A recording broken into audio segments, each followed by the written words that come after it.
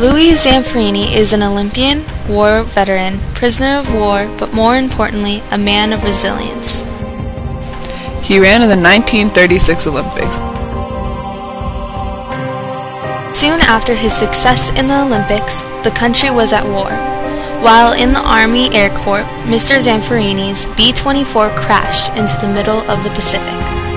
This plane was barely flying with four motors, and with two gone, it just dropped like a rock. And so it hit the motor nose down. I felt like someone hit me in the forehead with a sledgehammer. Zamperini and two other combatants quickly swam to an inflatable raft. They were stranded on this raft for 47 days.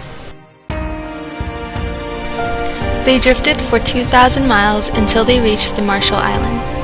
Unfortunately, their misfortune did not end there.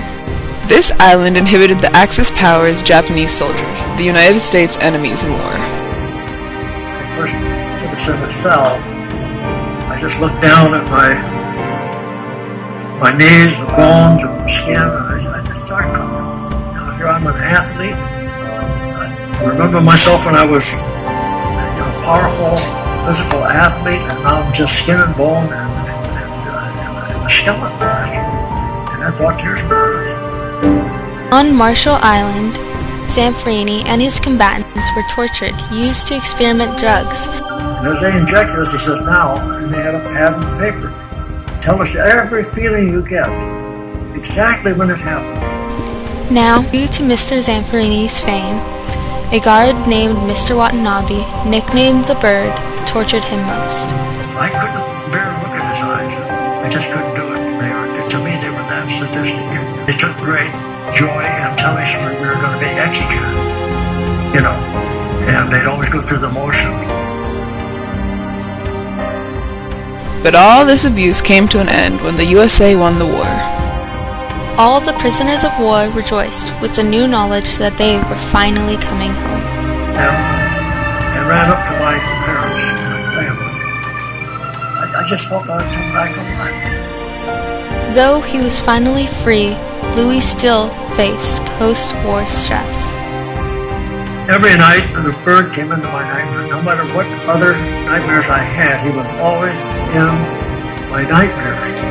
And I was always strangling him with my hands on his throat.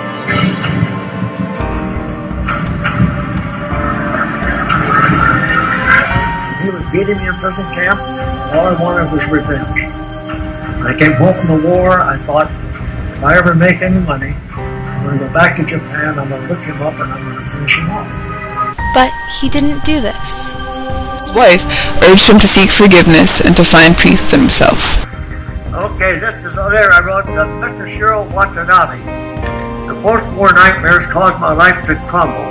But thanks to a confrontation with God through the evangelist Billy Graham, I committed my life to Christ. Love replaced the hate I had for you.